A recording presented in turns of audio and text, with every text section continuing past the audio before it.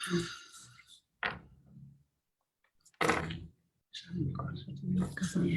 face was sort of halfway.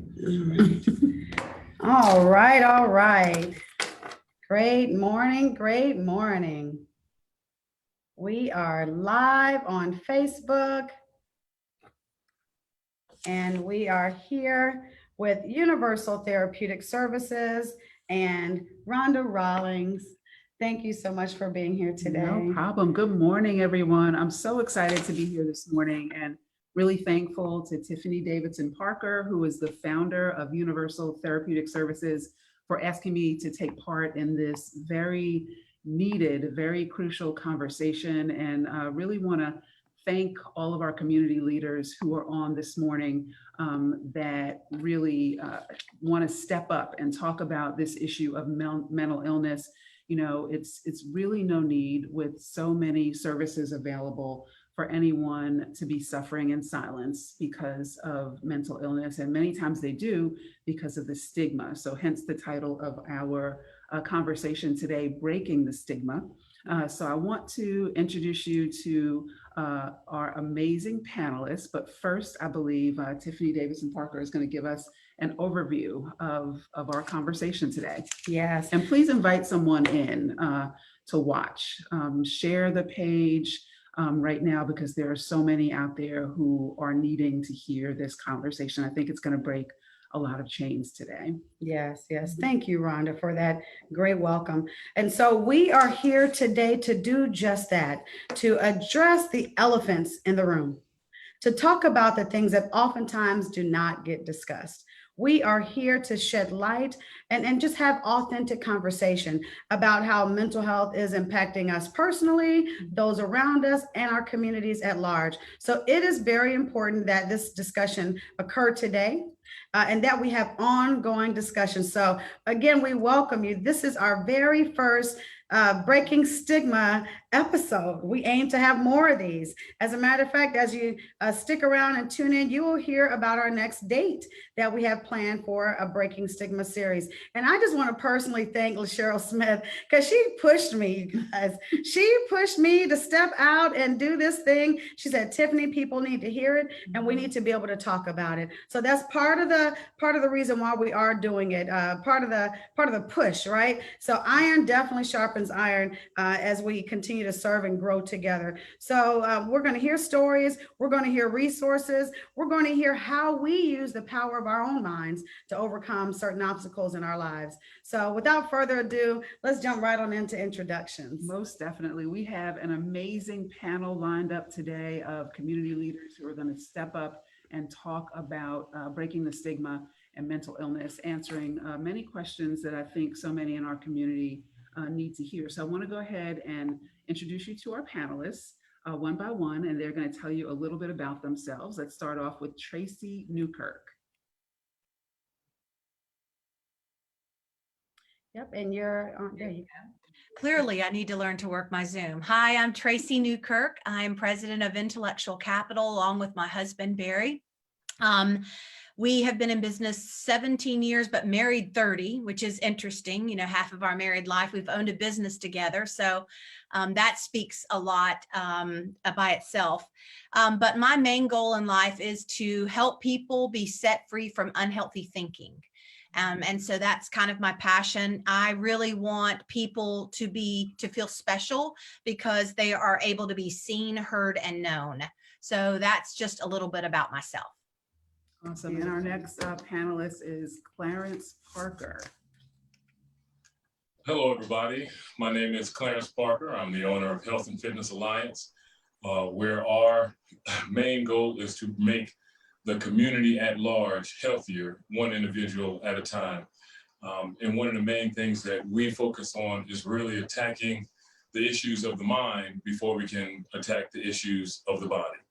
And so as soon as we can deal with those, then we can make ourselves healthier inside and out.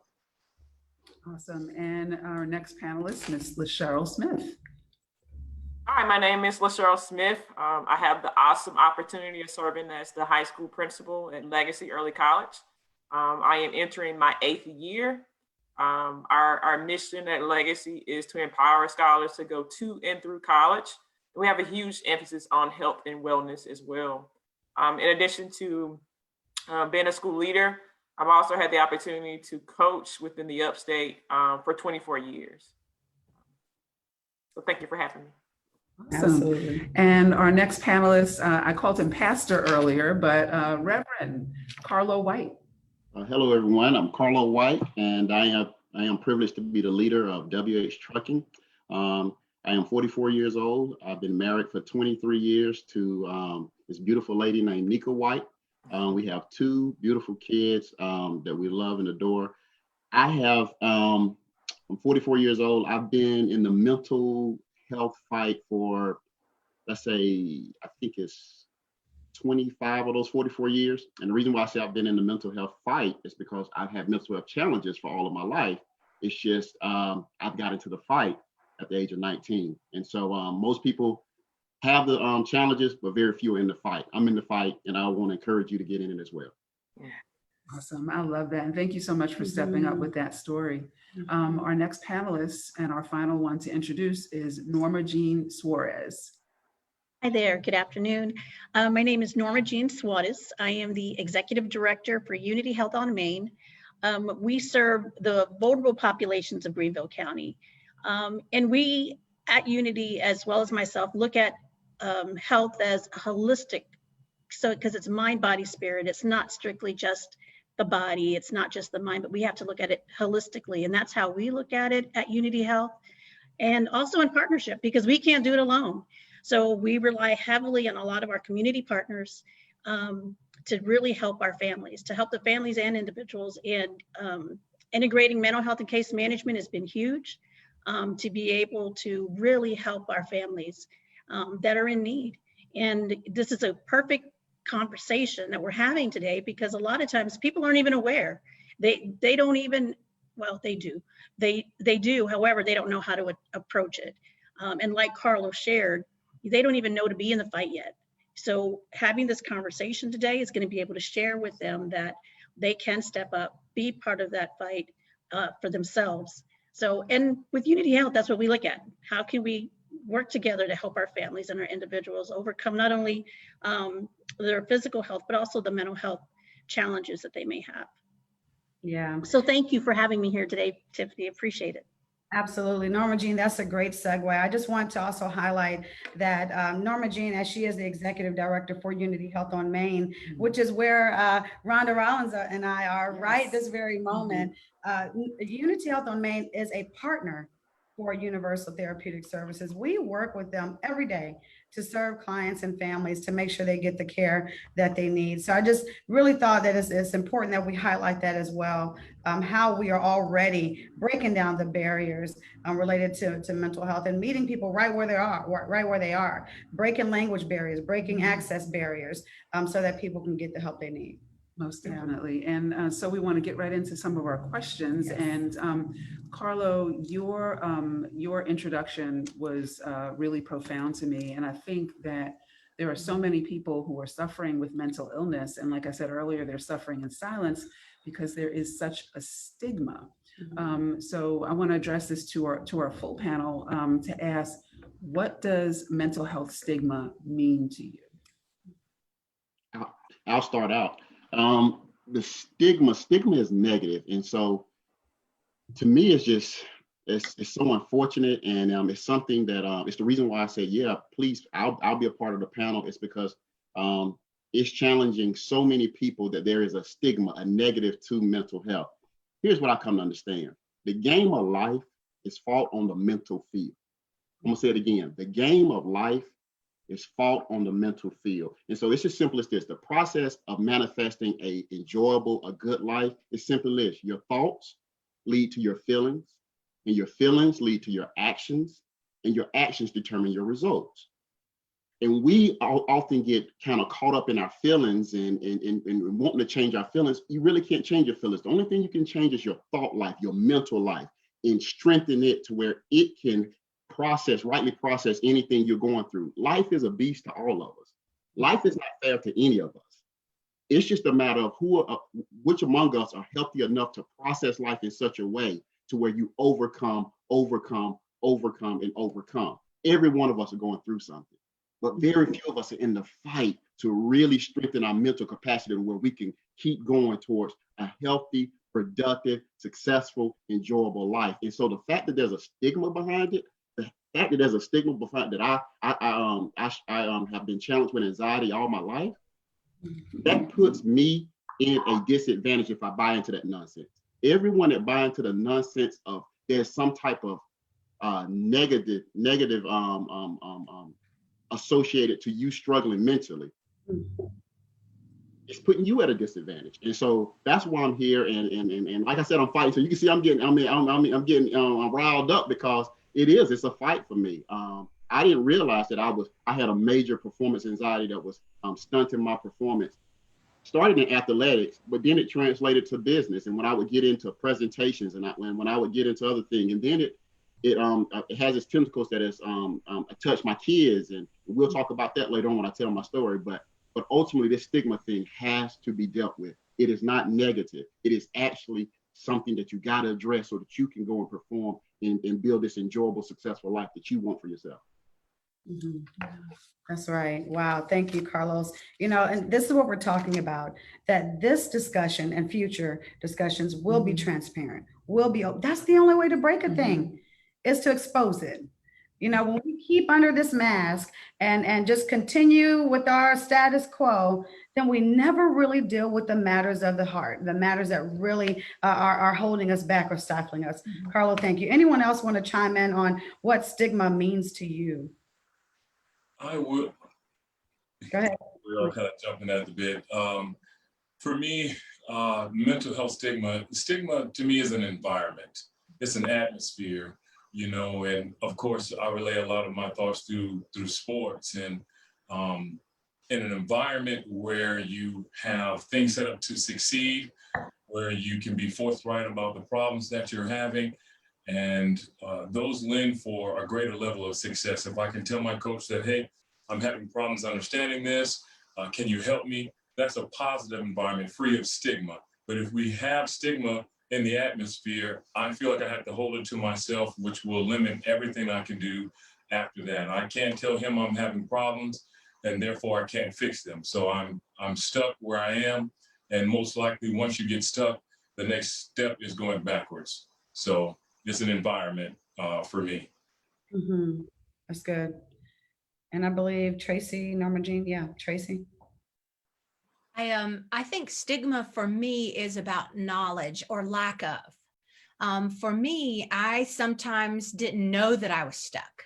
I didn't know that there wasn't a stigma, it wasn't negative, it was a lack of knowledge for me. And I would also say sightedness. I didn't have a full sightedness about who I am and the struggles that I had until I was about 28 years old. And I went through a class called Making Peace with Your Past, which tried to give me a knowledge about what I had experienced, not in a negative way, but the knowledge that, hey, I'm in an unhealthy pattern and way of thinking.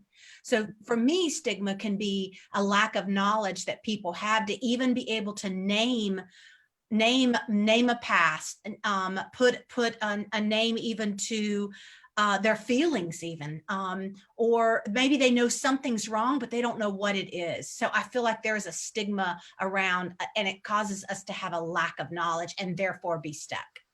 That's right. That's right. You just highlighted one of our one of our strategies, to address it. And that's about educating ourselves, becoming more educated. And that in and of itself breaks stigma. Right. And also sharing our stories. This is why this forum is so important, because there's so many people thinking that they're going through this alone. And so I think that's why people don't step up and tell their stories or even seek help, is because they think it's really confined within themselves, and it gets to be overwhelming. That's right. That's right. Let's hear from Norma Jean. Norma Jean. Yeah. And then LaShirley, if you want to add in, we are fine with time, guys. We're actually ahead of schedule. So yeah, Norma Jean. No, I was just gonna chime in, after, Clarence and Carlo, but when you think about it, it's initially you think negativity. However, I love the, when Carlos shared, the thoughts, the feelings, the actions, the results, that's just, it's that simplistic, but it's also educating ourselves, like Tracy said, and it's educating our family and friends around us, because we're so afraid to share something because we're going to be viewed at differently, or we're going to be felt or thought of as less than. So a lot of times it like Tracy shared, it is educating ourselves, but it's also kind of educating the people around us, because we live in fear of sharing what's happening with us, of what people might think. So, that mental health stigma, I mean, we self-impose it on ourselves at times. And that's because of, one, the lack of education, but also the lack of sharing, or the confidence or the comfortableness of sharing with loved ones and family members, or even with our friends. We can't share any of this with our coworkers, because then what? We lose the opportunity for a promotion, or get moved up, or they're going to look at us differently or weak, because we've shared that, we don't see it as a mental health illness. We just see it as life. This is our life right now. And this is what I'm living through.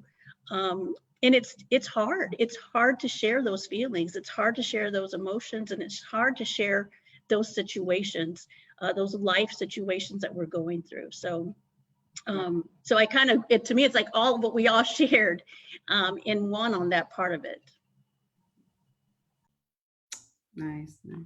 I think LaCheryl had. Yeah, absolutely. So I really appreciate what Mr. Parker said, and also Mr. White with like stigma. It means negative. But when I really think about mental health, I think of it as like a physical issue. So if I have cholesterol, I know that healthy eating, I know that exercising, limiting stress will help either manage that or erase that. And I think the perception with mental health, we need to have the same alignment, that if I seek help, I get a therapist, a life coach, then I can unpack those things that will eventually lead to mental illness, and just live a healthy life, so that I can avoid that illness coming in or taking over. So I think it's perception. And then also there's lots of talk and advertisement about how to prevent cholesterol, how to prevent diabetes and heart disease, and not enough information about how to manage or prevent mental illness from taking over. So many of you mentioned, I know Carla White did, about how he didn't realize mental illness was affecting his productivity as far as work is concerned. So in your respective fields, how do you see mental health as affecting those that you work and serve with?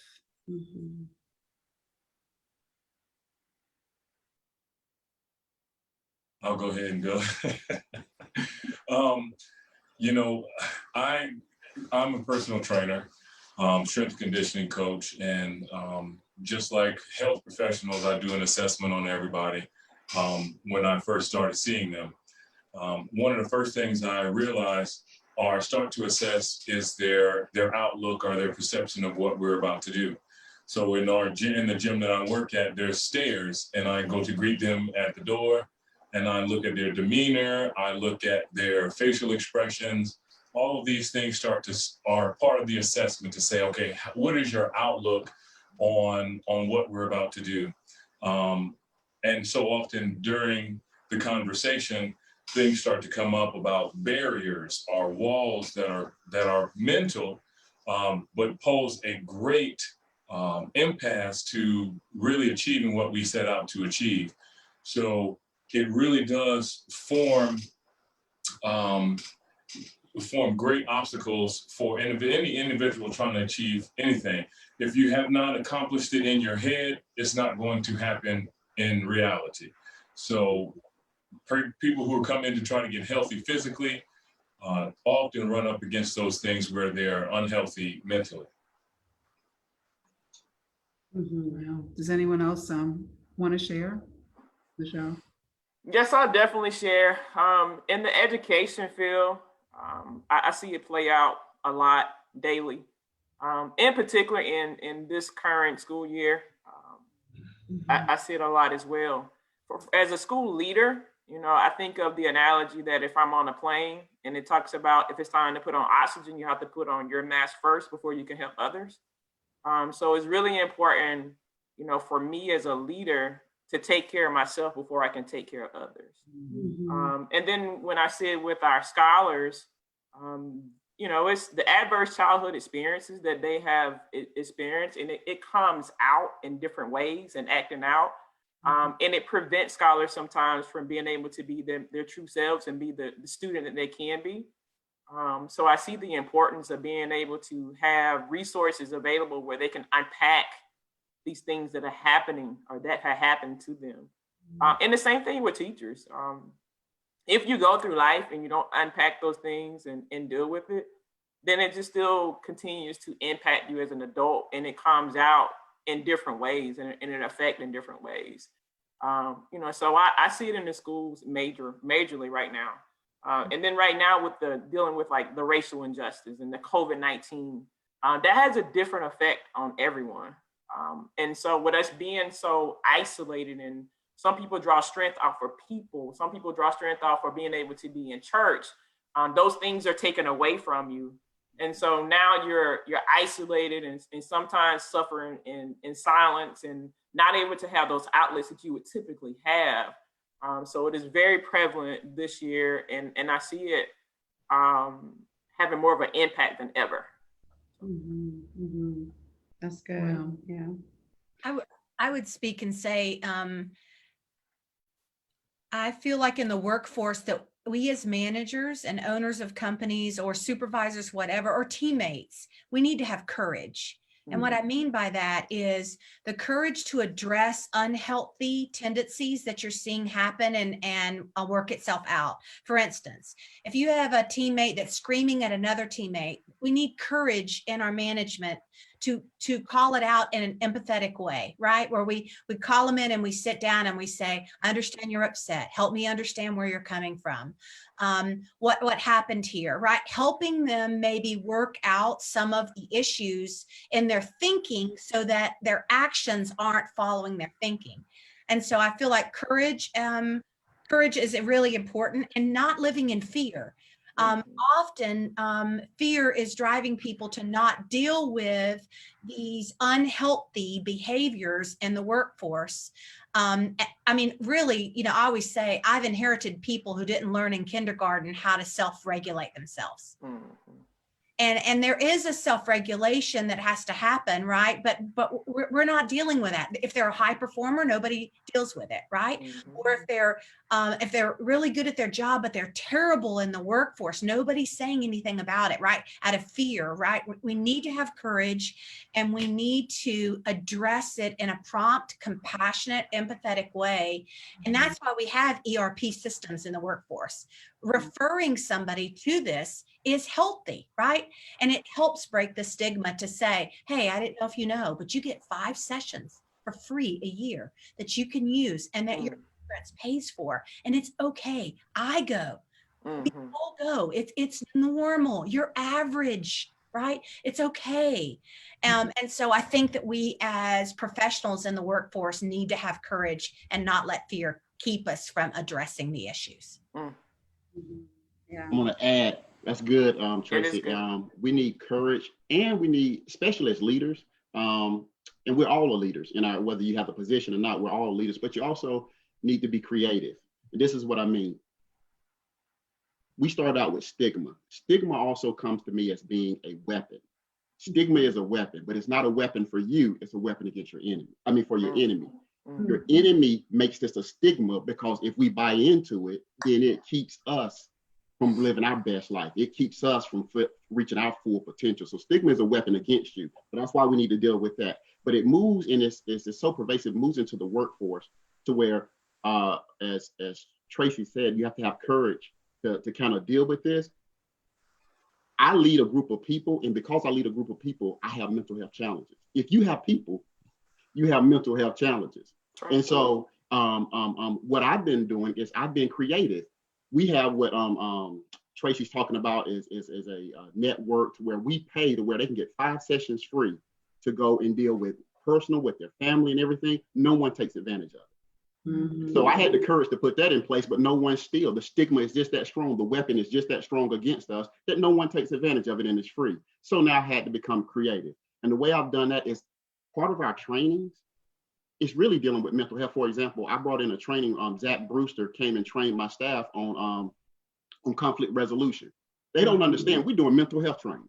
As Tracy said, that we haven't learned how to make everything a fight or flight issue to where either I got to kill them or I got to run away. I can't just sit here and really deal with the moment. And that's a mental health thing. And so just coming and just giving us training and not calling it anything towards mental health, but it is just behavioral skills. It is just how to self-regulate. It is just how to strategically try to end up with the best outcome. That is creatively dealing with this issue that we all are dealing with, but we have this stigma, this weapon against all of us, saying that you cannot do anything, make yourself healthy mentally. Y'all are bringing it today. This is such a hearty discussion. I mean, when I hear about Clarence, sharing about, hey, when you're already assessing someone's mental well-being before they even start training with you, how they present at the gym. Yes. Yeah. And I think just to continue to build on what everybody's been saying is, for whether you try to take the stigma away by changing the name or eliminating that verbiage that may set people off, it's all being courageous. It's all about an environment that you set. When I start working with somebody, I want them to know that this is an environment that's safe. I automatically tell them if they are self-conscious about a certain way they look or a certain way they feel, then I share. I've been in a place where I was not happy about how I felt, about how I looked, and automatically some of those walls start to come down a little bit when they feel safe in the environment that you create, and especially as leaders, when you have a lot of control over that environment. It is extremely important for us to start to tear down those walls and be forthright. It puts pressure on us to expose ourselves, but that's part of that courageousness that Tracy was saying, that we have to be the ones to say, I am a part of this fight also. This is something that I deal with. So we're on common ground. I'm not standing over here isolating you saying, let's deal with your issues. This is something that we are all involved in. That's right. That's right. So we're hearing some words, right? So we're hearing courageousness, having courage. We're hearing creativity. We have to be creative, having a sightedness, establishing an environment, and doing things out of a different realm than what you're used to, not being afraid to do that, not living in fear. So as we're hearing these things, we just want that stuff to resonate and to just settle in, right? Because that's how we break it, by using any and all of these, right? Or even if you just pick one and you drive that nail in. Yeah. Tiffany, I mean, and I love the courage aspect of it because, as leaders, we need to have those courageous conversations and setting the tone of, opening up about mental health and opening up about situations and having that be more of a normalcy versus a stigma, and normalizing it to a point that there is that safe zone, and that, whether it's employees, whether it's staff, whether it's family, it's friends, that we've created enough of a safe space and we can have those honest, courageous conversations without judgment. Yeah. I guess that would probably be the best word for it. So, I just love the flow of where everything's going. And a lot of us in the different arenas that we work in, mental health is, it's like Carlos said, I mean, this is really part of it's HR. If you don't have an HR background, you don't have a psych background, guess what? You're dealing with this every day as a leader. You deal with it as the CEO of your home, every day you're dealing with it somewhere. So being able to have those courageous conversations with whomever to normalize I mean, everything else is normalized. I mean, you see everything else. I mean, thankfully, we're starting to see more commercials about mental health and, call or go to this app and all of that. So that's a good thing, but it's not the same as like what LaCheryl said. Oh, you've got high blood pressure, you've got diabetes, do this, do that. We need to be able to normalize mental health challenges so that people do feel comfortable talking about it, and us as leaders, creating that space. Can I add to what Norma Jean? So Norma Jean said that you're the CEO of your house, and so for everyone's watching, only a few of us are CEOs of company, but every one of us are CEOs of our house, and that is you can't effectively run your house until you embrace this thing of getting healthy mentally on an ongoing basis. It's not just you get there, it is every day you're working on your mental health for yourself first, but then for your kids. Until you embrace, I have friends and families who kids have had developmental delays, and it's kind of obvious, but have rejected putting them in early development programs because they didn't want the stigma, the negative of their kid kind of being in that cognitive delay program. Come on, that's not an effective CEO of your house. That is not an effective CEO of your kids. And here's the thing: no one can question that mother's love. The person I'm thinking about was a mother. No one can question that mother's love. It is just she is allowing that stigma to harm and negatively impact what she wanted her outcome for her kids, because she wanted her kid to be the best he could be, but she's just caught up in it. So as CEOs of our homes, we have to embrace this, because it impacts not only you and the way you show up to your kids and to your spouse and to your family, but it affects you far as pushing them to get healthy as well, so they can be the best they can be. Absolutely. Yeah. What Jean said, judgment, and that is one of the things that I think everybody runs from, and that is kind of one of the baselines for stigma, is that we fear the judgment from others. And I think once people realize that, this can be overcome, just like you can overcome high blood pressure and cholesterol, this can be overcome. It is not something that you have to be relegated to for the rest of your life. It can be overcome. Instead of fearing, so many times the fear of something is usually worse than what the real outcome would be. So moving past that judgment from others to see that once I address these delays in an individual or within myself, knowing when to step away from your household, and like Cheryl said, this is a different year. If you have children, as a parent, you better know when to step away and take yourself a little walk, because you're going to be dealing with mental health every day. So not worrying about everybody else's judgment, but what the end result is that you want for you, yourself, and your children, your family. Good. Most definitely. And piggybacking on what you just said, Clarence, into what LaCheryl said, with this being such a difficult year, there's people who are suffering with mental illness, anxiety, and depression, and certainly it's been exacerbated because of all that we're going through right now. And then some people who've never experienced that are experiencing it. So, and I think that we've, come to the baseline that sharing our stories is so important in order to get to the point of normalization that Tracy talked about. So is there anyone that would like to share their personal story of how mental illness has been a part of their lives or has affected their lives? Or even, because a dysregulation in our mental well-being doesn't always result in mental illness, right? But can definitely result in mental instability, mental concerns, things like that. And so, yeah, we just open the floor for you to openly share if you're willing to. I think personally, there's always issues where, like I said, Carlos said, life doesn't take it easy on nobody. We all have issues. When I think about my life, there's times that there's there's been times that I've genuinely been concerned about myself.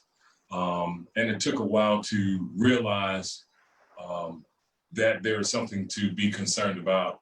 And I've been lucky enough to have family and friends around to really notice it and work to pull me out of it. One of the instances that I really remember, because like I said, I'm an athlete. I like to think I still am an athlete. But I played college football, and you know, I deal with a lot of injuries, and being physical, being able to be active, it was always an outlet for me.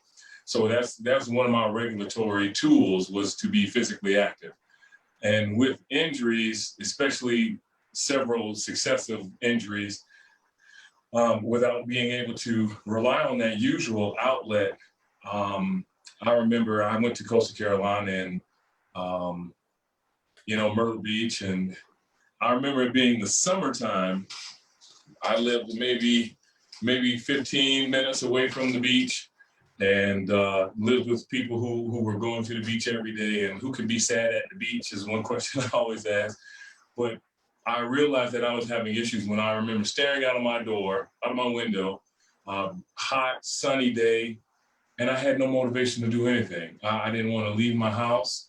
Only thing I could think of was what was going wrong. I couldn't see past my current state, to be able to enjoy that beautiful day outside and take a trip to the beach and let the waves crash on my body to help take away that stress.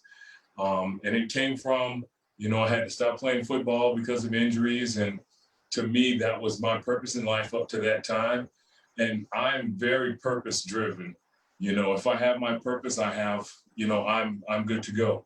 So when it was taken away from me and I struggled physically to do the things that I usually did, I really had a hard time putting one foot proverbially in front of the other. And I just remember staring out that window days and weeks on end, beautiful day, and just had no drive, no drive to go to class, no drive to hang out with friends. You know, I wanted to sleep till 2 o'clock in the afternoon. When I got up, I would eat and then get back into bed. And so when you start seeing yourself deviate from how you know you are, I'm upbeat, I'm happy, I'm usually the one smiling and bringing everybody else along. But when that started to disappear, I really knew that it was something that I needed to address. And thank God that I have some very good friends who recognized that. And after a couple of weeks of staying in the house, they really kind of pulled me inside and asked me. And it took some weeks to really get that motivation to do things. And I had to find a new purpose. And I realized that, you know, as long as I'm here, my purpose, and I know I'm purpose driven because I know that God gave me a purpose. And if God gave me a purpose, if I'm alive, I still have one. So I am robbing God by keeping my purpose and my abilities to myself and locked up in my room. And that was one of the things that really pulled me out, was that if I'm still alive, then I still have work I need to do. And it would be doing a disservice, and it would be putting my talents in a hole if I allow myself to continue to stay in that room with opportunity in front of me. Clarence, thank you for sharing that. Thank you for being transparent and just opening up yourself to the community in that way. It is not unseen. It does not go unseen for you to share that today. So we appreciate that. And I just want to highlight that that's exactly how it starts to show up, right? You start to, people start to lose motivation. They are the things that they're no longer having that desire to do, not wanting to get out of the bed, not wanting to engage or perform at work as well as they used to. And the desires start to delinquish in their life and diminish in their life. And they start to just solely focus on all the things that are not going well.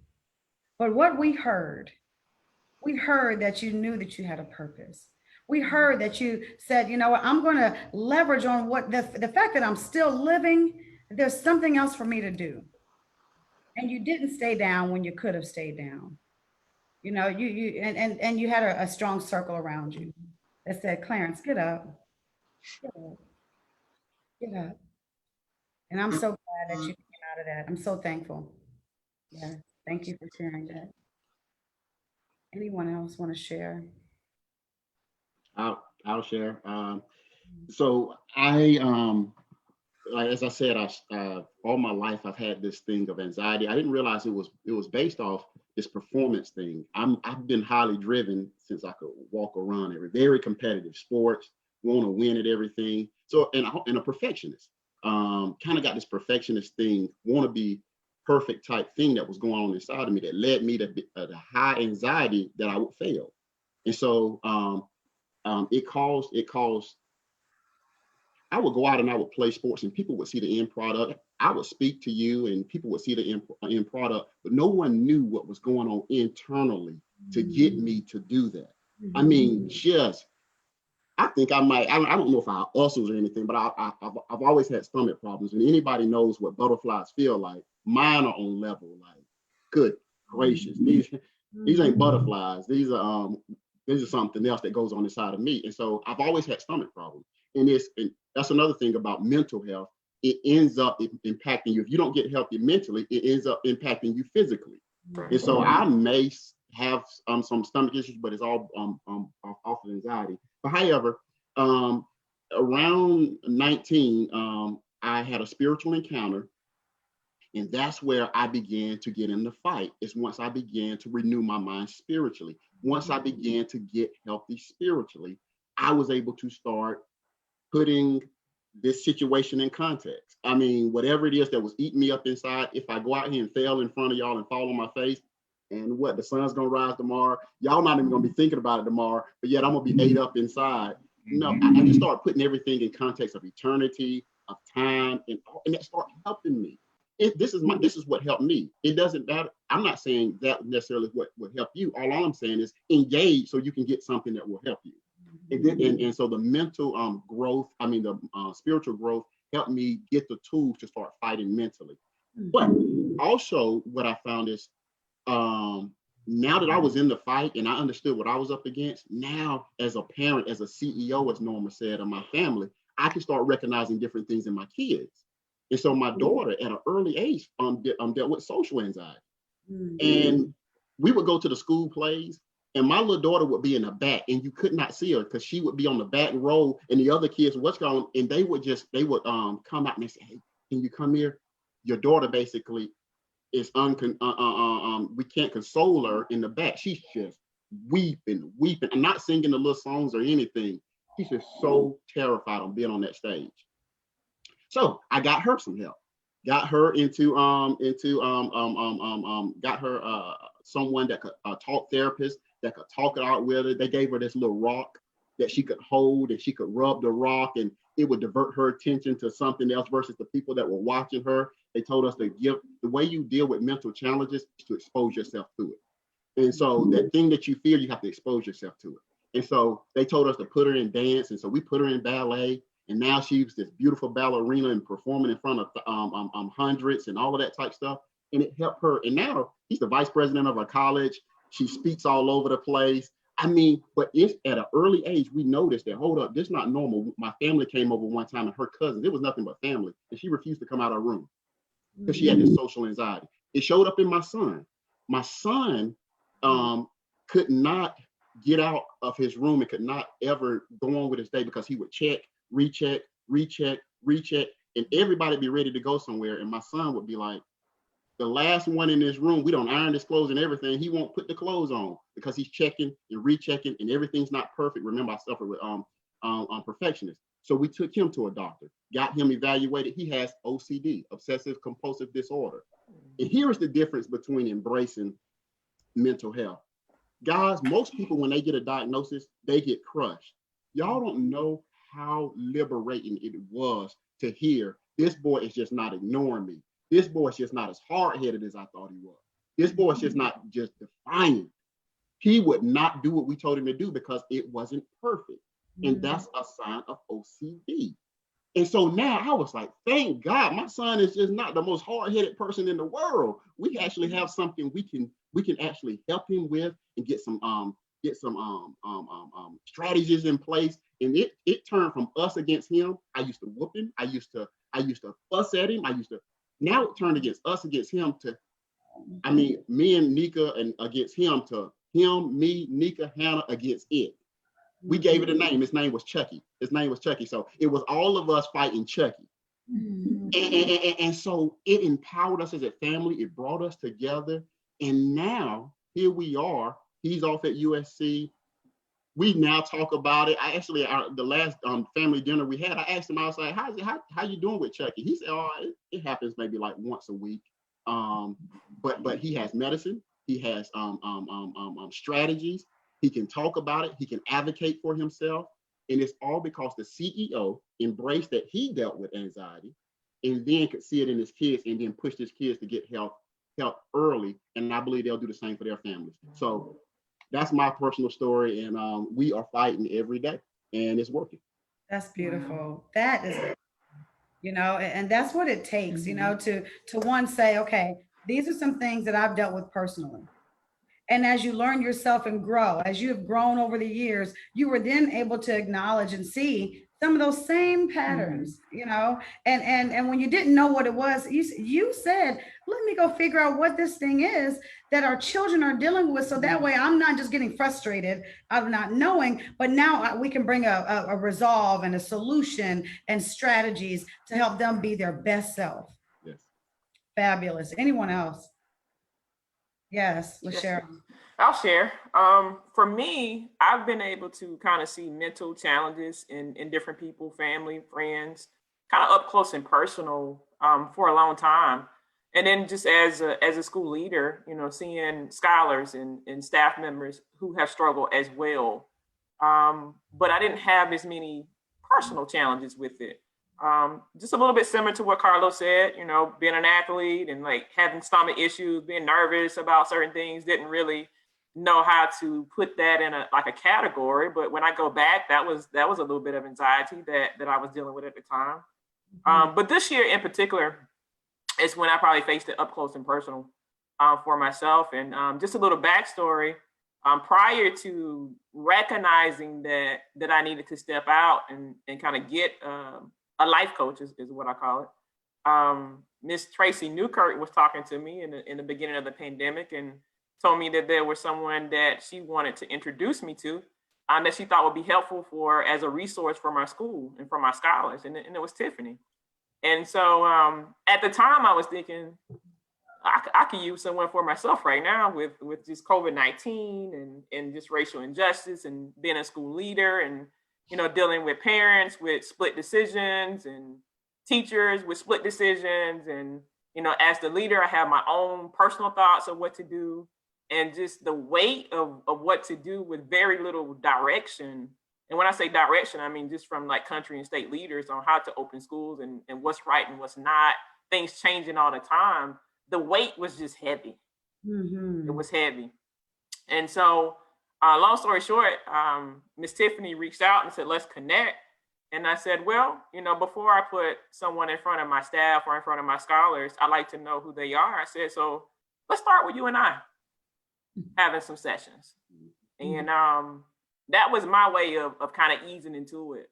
And, like I stated before, I've coached for 24 years, played basketball, high school and college for 8 years.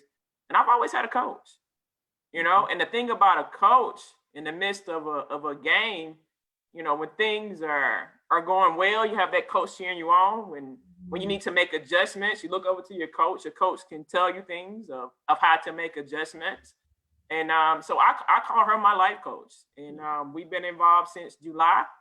And she's really helped me process things. And I think a few weeks ago, we went back and we just checked off things that were bothering me or weighing me down, and they're gone. They're gone. So it's all about being able to be on the front end of this thing. I think when I was younger, I would see mental health challenges or mental illness in family and friends, and it was kind of when it was in its final stages. And that's the way that I would see it. And so that's where the stigma comes from. And it will be like, this person is sick. And also just from growing up in the church, sometimes it'll be, you just need to pray. And although I do believe in praying, my sessions with Tiffany are faith-based, but faith without works is dead. That's right. And so it takes a combination of the two, being able to have that life coach to unpack things, but also have the faith that you will get through it. And so the two combined together has been empowering and a release for me. And so just because I've experienced it myself, now the next step is being able to talk about it. I've been able to share it. And I found that once I've shared it, several people are like, well, who are you seeing? Or who's your life coach? You know, people are starting to feel a little more free about stepping up and getting what they need. And sometimes in like a position as a leader, like Carlos said that we have the perception of being strong, and it's hard to be vulnerable. I can't stand before my staff and break down. You know, that's not cool at all, because we're leading people. But you do have to have those outlets and take care of yourself so that you can truly lead. And we are people, and we have to be vulnerable and let others know that we're struggling and that it's okay not to be okay. And so that's what I've learned, you know, from July to now. And it's been very helpful. So I am an advocate, and it's given me a drive to really make sure that my teachers have that self-care. My scholars have the resources that they need, because I see how beneficial it's been for me. Oh, Cheryl, I just thank you. Thank you for allowing me to serve you and to be a part of your life. And I just want to just put out there, Cheryl calls me her coach, guys, right? She comes from the space of, like she said, sports and all of that. But know that there is a difference between a life coach and someone who is a psychotherapist. Right. And so what we do is true psychotherapy, but I do it in a way that implements the clinical practices to real life. You know, make it very applicable, making it not just textbook, but making it Cheryl's book. And there's a difference. And so whenever you go out and seek for therapy, and speaking to our audience right now, when you go out and seek for your counselor, your therapist, whomever that person's going to be, make sure that they can make that the life work that they're going to do with you, your book work, not just textbook, because you can't just copy and paste a methodology and apply that to everybody. You got to meet them right where they are. And so that's what we do, right, LaCheryl? That's right. Where you are. And so she has opened up the door for me as a therapist to bring in the Holy Spirit. So therefore, that's what I do. That's right. I love the fact that she called you a coach, especially for men. So she threw out something that men can relate to. So men, we're some of the, we don't like to go get a doctor's checkup for our physical, let alone our mind. Come on, man. You suck it up. I mean, that's what you do. But as a coach, though, thinking through the thing of coach, remember I started out saying that the game of life is played on a mental field. And so as men, we got to think about this thing as a competition. We got to think about this thing as kind of like a game. And then therefore, if you're playing a game, you need to have a coach. And every one of us need a coach to help do everything that LaCheryl said you do for her. And it makes the difference. Yeah.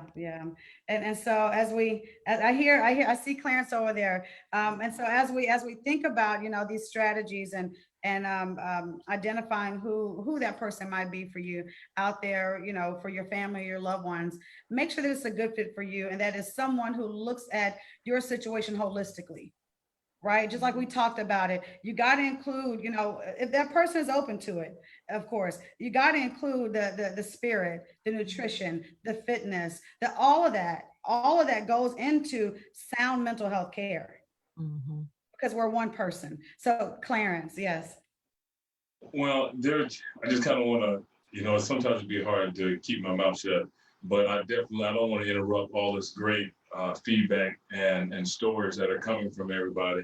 But just to touch back on a couple things, first of all, especially coming from any kind of athlete, coach is such a title that means so much, because especially athletes have such fond memories. And we all had good and bad coaches, but you know, some of the people that meant the most to athletes has been some of our coaches.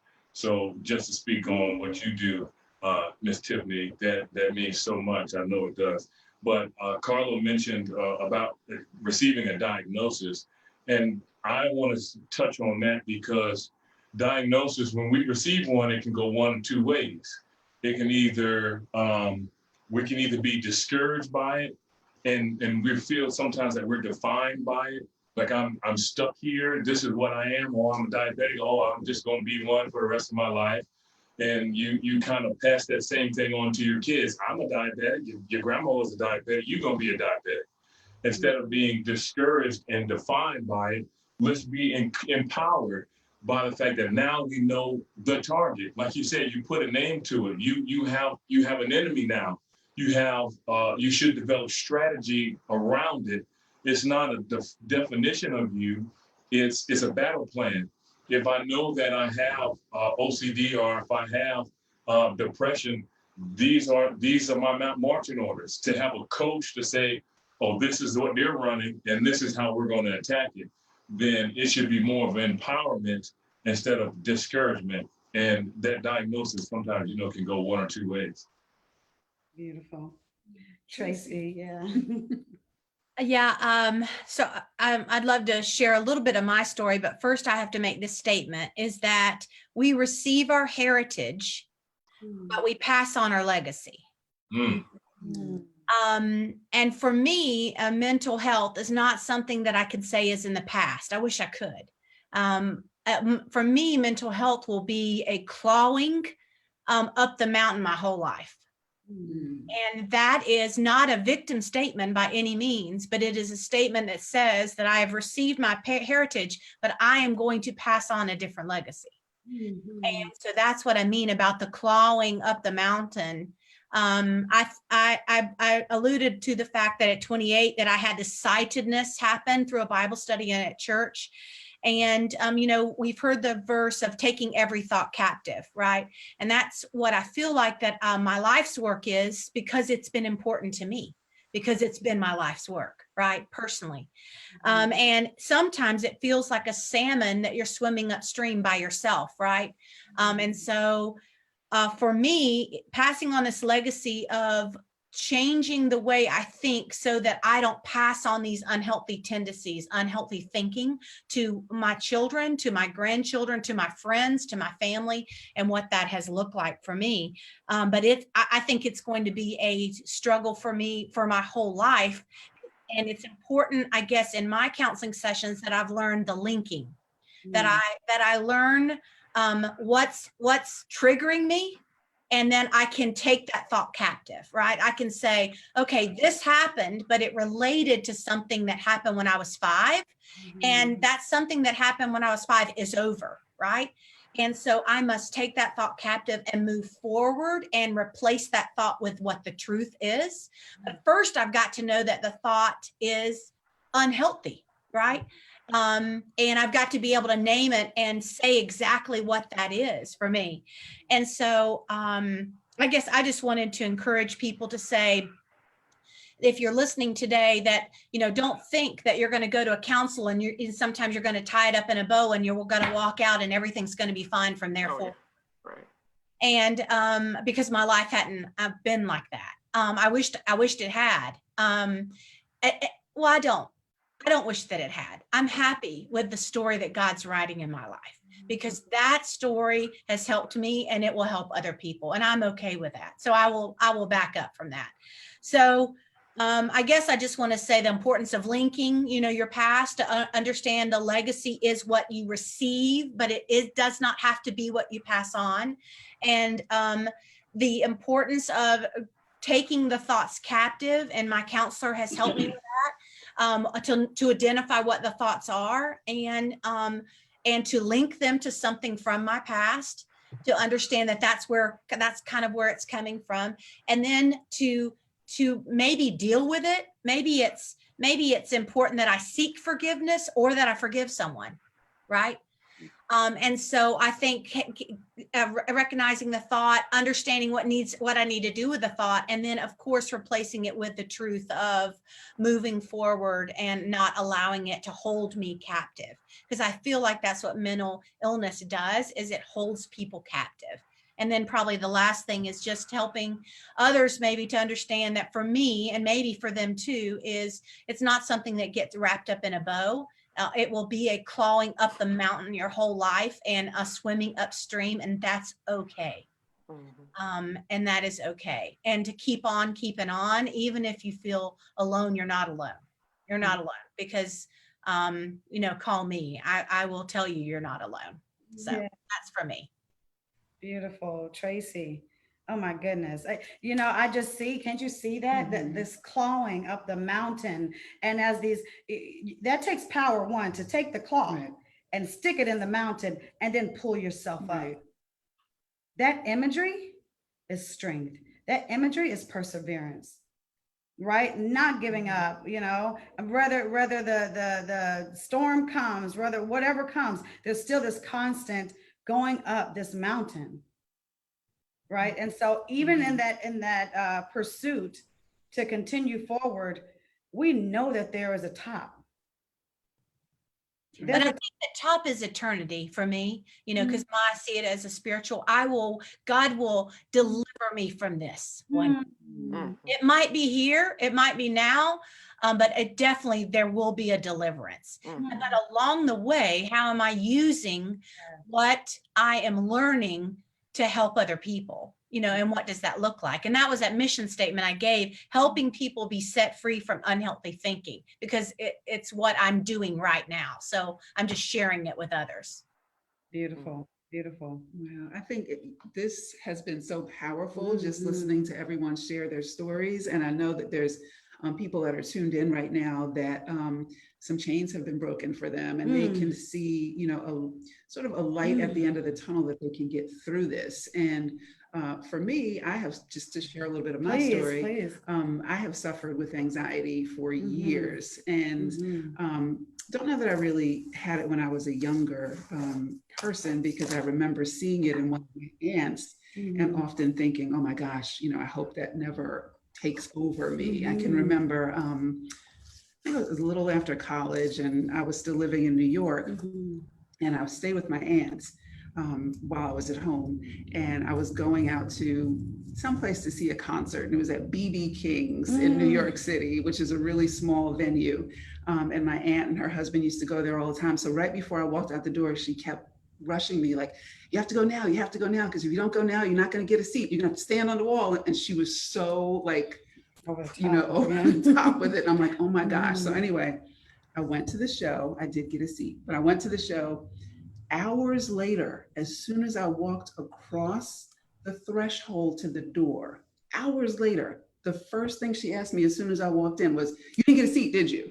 So I can see it now, and I can feel it now. And it really, at that point, I could tell that that's what it was in her, was anxiety. And she knew it, and she was, on medication for anxiety and that type of thing. But it's the type of thing that I can feel in my life, years down the line. And so, for me, a lot of times it's, people look at me and they say, oh, you're hosting events and you're emceeing this and you're doing that. But let me tell you, Carlo, those butterflies, which it doesn't really happen now when I go to host an event, but used to be horrifying. It is an awful feeling. And I'm divorced now, but my husband used to say, you think of something that you have to do a month down the line, and you just get so nervous about it, and will be nervous about it until that date.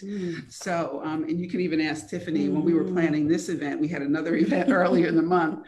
And I'm like, Tiffany, I just have to think about this event that we're doing now. And then after this one, I'm going to go on to the next one. So for me, a lot of it has been, and I realized, Tracy, that it is definitely a climbing, and it'll be constant, probably for the rest of my life. And so for me, I set intentions in the morning.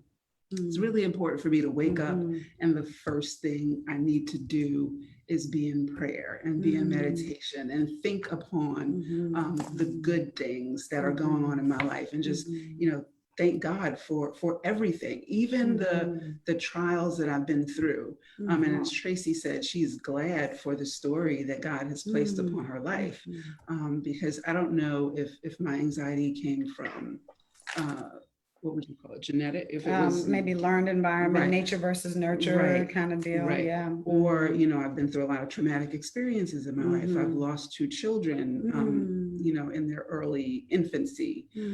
So that could be it, you know, where I think that something else is going to happen, something's going to go wrong. And so I really, for myself, have to focus on all the good and the amazing things that have happened in my life.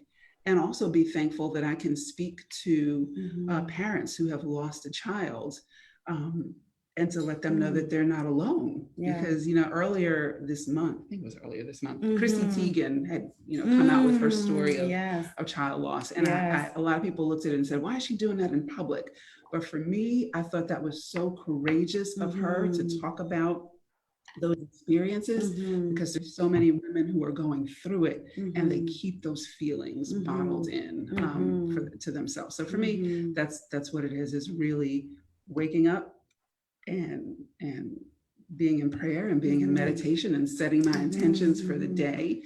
Because if you wake up and you start to think about everything that could go wrong, your day it's not going to go too well. But, you know, God bless my son, because I probably ask him 20 questions as he goes out the door because of my anxiety. Do you have your keys? Do you have your wallet? Do you have this? If somebody, God forbid, if you get stopped, do this. So, but yes, Tracy, thank you for saying that it is, you know, something constant that we go through in our lives. And we just, I tell myself in my mind sometimes, just keep pushing, moving, and keep going. And so that's my story. And I want to thank all of you for sharing your stories too. It's so important and it's not easy. So let me just ask a follow-up question.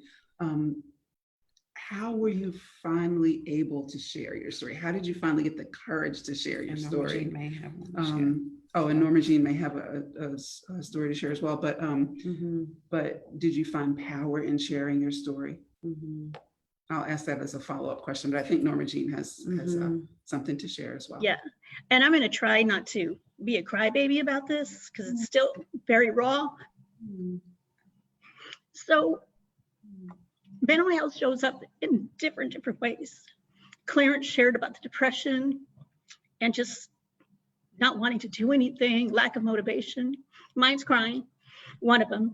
The other is always I'm always on the go, on the go, because it keeps me from dealing with what I need to deal with. And those are my blinders. And I wanted to share, because a lot of us do that as women. I'll say women, we keep ourselves busy. We stay busy being busy because we don't want to have to deal with what's going on. And maybe not even dealing with what's going on. It's just facing the reality. It's facing reality. And I just wanted to share that because mental health shows up different ways for different people. With men, it's different. With women, it's different. With kids, it's different. For us to be just aware that it can sneak up in different manners, different modalities. And like I said, on mine, I just stay busy, or I'll get sad. I'll be sad and I don't want to do anything. And the things that I love to do don't bring me joy anymore. So I have to make myself aware of that. I'm aware of it. I know when it's coming in. Like Clarence said, he knew based on what gave him purpose. And our purpose, my purpose, it's my family, it's my job, it's the people I love. So to disguise it, I stay busy and just keep going. So then that way I don't have to deal with it. But then, God comes knocking on my door, telling me to be still, be still. And I'm here. And I don't know whoever's listening, watching, you may not have the faith to believe in God, but whoever your higher power is, be still and listen, be still and listen. Anyways, I had to share that. It was stuck in my heart to share that. So. Yes. Oh, Beautiful. Mm. Norma Jean, thank you so much for sharing that, and I know I can resonate. That resonates with me. Wow. Ms. Tim, that was courageous and good job, Norma Jean. And here's the thing, but the power of a diagnosis, as Clarence said, the power of a diagnosis. Norma Jean, and we have everyone that's on this panel, we all are dealing with our challenges, but here's the thing, we are empowered because we all know that we have challenges and we're dealing with them. That's right. That's the difference. To not know that you are in this rut of busyness, and don't know why, that is more debilitating than to know, well, wait a minute, let me calm down. Let me really deal with this. Mhm.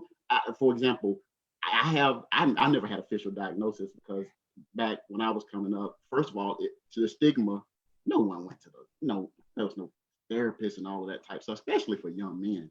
But however, doing this work, I do know I suffer with it. I have a challenge of anxiety. So now I have strategies, so much so the waking up, the praying in the morning, everything Rhonda said, I have as a strategy, and I'm doing as well. But also I have medication that I keep with me. If I'm going to fly, I keep some anxiety medication with me, because if anything start happening and my mind go to racing, I have to get something in me, or this thing goes. I can control it on a daily basis through this meditation, through this. But then there are times when it crosses over to where it's out of my control, and I've actually ended up in the hospital with panic attacks. Mhm. Once it gets too far down, I get sick, and it just goes, and I can't stop shaking, and I end up in the hospital with panic attacks. So the fact that I have a diagnosis, the fact that Norma have a diagnosis, Tracy, and Cheryl, Clarence, what we're encouraging you is call Universal, call other, find someone and start having these conversations so that you can know what it really is you're dealing with. It could be from the childhood, it could be hereditary, it could be so many different things, but it is so empowering to know, okay, that's what I'm up against, and here are the strategies to deal with that. And you have your long list of strategies, and you execute, and it's empowering, and it's freeing as well. That's right. You guys, this is just a beautiful sharing and a beautiful time. And I'm grateful that we did cover our time before starting in prayer, that our hearts are open and that we're doing exactly what we're supposed to do here, so that somebody can reach out and get what they need. And so, and I have my stories, I think we all have stories, right? But the main purpose, and I'll just say, I think I shared it with LaCheryl. I know my husband knows, and several of you here. No idea I wanted to be a therapist. I did not want to be a therapist. That was not on my agenda, okay? Because I had my agenda. I did not want to be a therapist. But after seeing, family members, friends, community going through, right? So I knew I wanted to be a social worker. I knew I wanted to start programs and monitor them and develop them and all of that stuff, right? But it really hit me when I went through my own stuff, when I went through my own divorce, when I lost my own child, when I went through domestic violence, when I went through these circumstances that happened all before I met this wonderful husband of mine here, Clarence Parker. When I went through these circumstances that brought depression and anxiety and grief and, all of these things. And so, when you can see it amongst you, around you, is one thing, and you can empathize. But when you get to a place where these things are happening to your person, and now it takes you to a whole nother level of feeling, of sympathy, because you're walking it. Not only can you then better understand, but you can better serve, because you come from a lens of, I've been there, I've done that, I get it. I know what it feels like to not want to wake up and go to work. All those things. So it's so important that we continue this dialogue on Zoom, on Facebook, in your own businesses, in your families. And that's where it starts, and we're going to talk about how we go about breaking it as we continue on. Mhm. But I want Rhonda to just guide us through some more questions. She has a lot of good ones for us. Me too. So I think, we really established the point about how sharing is helping in that last session. Definitely, that was helpful for me just to hear what everyone has been going through. So, and we shared about, someone listening today that may hear our story. But how have you used the power of your mind to maybe help someone that is going through a difficult time? Do you find it easy to share your story with them? Or how have you helped someone else know that what they're going through is okay, and you know that because you've gone through it as well? Have you ever had those moments? Personally, again, I'm a trainer, so I believe that everything we go through is for us to serve our purpose to everyone else, and I've had a lot of injuries and I've dealt with it. It caused a low point in my life. But ultimately, it's came to the point now where, as being a trainer, I can say, oh, you have knee issue? I can tell you what that feels like. I can tell you a strategy to combat it. Oh, you have low back issues? Oh, I know what that feels like. And so everything that was once a obstacle for me is now a tool for me to help other people. And I think that's ultimately what the moments in our lives like this are. It's an opportunity for us to learn. And learning happens differently when we read it versus when we live it. So I think ultimately that these things will turn into victories. These struggles turn into victories, not just for us, but for others. I can't wait to see, if you think of, I heard an analogy or a comparison between mental health and cancer. You see us march and do walks for cancer. And when somebody's going through cancer treatment, it is so empowering. People get behind you and they cheer and you feel like you have support. I just would love to, when we get to a point for mental health, for people to rally around those who struggle with it and create an environment where we can motivate each other and push each other in the right direction, and not necessarily have this stigma or the environment of judgment or dismissal for those who are going through it. So every struggle, when you use your mind to change your perspective, to realize that, hey, this is something I have to go through to fully realize my purpose, these struggles turn into victories for others. Mm-hmm. Mm-hmm. I want to comment about shame just a little bit, since we're talking about some of this. And that is, man, your words can give life to someone or they can bring death. And I think we have to remember how we're showing up for someone who is vulnerably sharing their story, and how we're using our words to give life to that person, to encourage them on for help.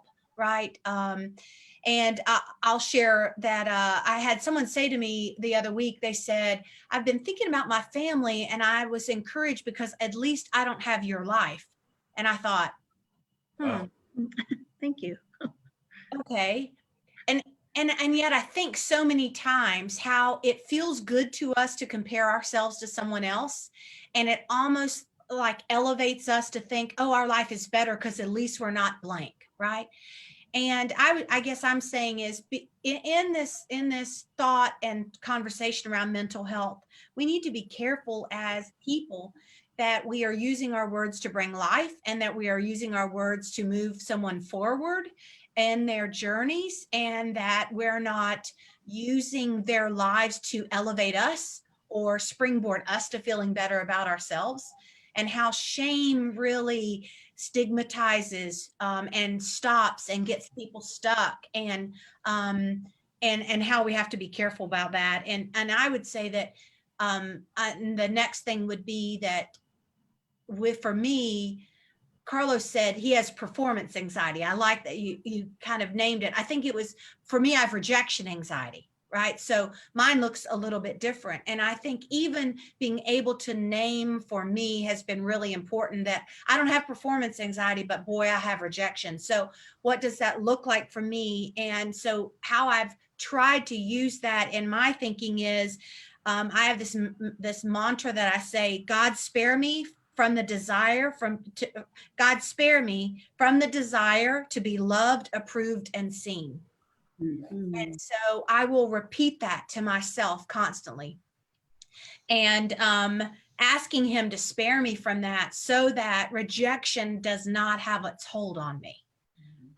And that anybody's thoughts of me or their shame or their words do not add to the already burden that I carry as a person, and the clawing, right? And learning to shake off their words so that the rejection anxiety that I have is not moved forward by someone's words. So just wanted to share that really quick as we talk about our thinking and how we're trying to get our thinking healthier around some of our own struggles. And to add on to that, whereas, a diagnosis may occur, a life situation may occur that lends to this emotional, mental instability. I empower people, and we just want to empower all of our listeners, that even with a diagnosis, even with a situation, the aim is to overcome it, right? Like Tracy said, whether it be here on earth or in her, in her passing as she, goes to be with the Lord, when that time comes. We're not calling that to happen anytime soon. However, we want Tracy here a long time, a lot of years, right, Tracy? So, but what we want to get at is that we don't hold on to this diagnosis as if it's something that we have to have. Like, I have anxiety, I have depression. If it's not something that we don't want, then we don't hold on to that. So then again, changing the language about ourselves in that same tone, to where, I am overcoming this thing. I think that's a great point, Tiffany. It's like, regardless of the diagnosis, own your life, own your story, know your story to share with others. That's educating, and that's the empowerment. Yes. And then that's where you're able to move on, because you're educating and sharing with others so that they have a better understanding of what's going on. Right.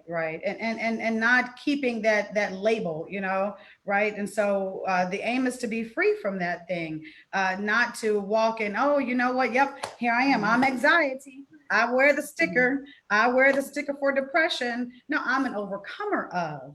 Yes. Whatever that thing is, and to walk in that and speak in that. I mean, you hear people today, yeah, I got this old diabetes. I got the sugar diabetes, right? and they claim it, and they hold on to that thing, and they wonder why it's not leaving, because of the things that they're claiming and holding on to. So, even as we're mindful of what we're saying to others in the community, but being mindful of our self-talk too, that we're not holding on to something that we don't want.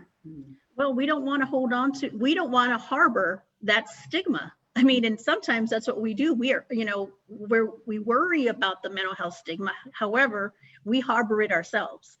And again, and that's why part of owning your know your story, own it, and then share it makes a huge difference. So then you're getting it out. You're not just holding all that stuff inside. So. Yeah, man, that's good. And to talk about something that Tracy mentioned earlier about the power of our words, and coupling it with something LaCheryl said about faith with works is dead. And I know, I don't want to say it's just the South, but a lot of people will tell you, go ahead and pray that away. You can pray that away. If you can't pray it away, you don't have enough faith. But God has given us ability to realize that sometimes we need more help. And if someone reaches out to us, and we're a Christian, and we can just tell them, pray it away, when we can see that that person needs more than that. They need our help with something. I think that sort of moves the stigma along as well, because you're making that person feel isolated and they're not doing something well. where, you know, my spirituality and my faith has helped me a great deal too. But as Carlos said, sometimes you need more than that. So can you talk about, you know, how, and I don't want to just direct this to Carlo, but certainly you can chime in. How has your faith helped you through through your mental health challenges? And if anybody else wants to chime in on that too, and then knowing that, you know, sometimes you need to take your faith and add something more to it as well. Absolutely. So my faith in God has gotten me to get to know God. And so the way it's helped me is knowing him, not people's teaching of him, not people's opinion of him, but knowing him. And our God, you talk about, he teaches the way you overcome is by the renewing of your mind. Be not conformed to this world, but be ye transformed by the renewing of your mind. He teaches me that I need a mind coach. He teaches me I need someone in this mental fight with me. He teaches me that the game of life is played on the mental field. So my God is telling me you need to get involved and get engaged in this thing. This is how you're going to overcome. This is how you're going to deal with this stuff. So getting to know him has helped me to understand that yeah, I'm not doing something to contradict or to shame him.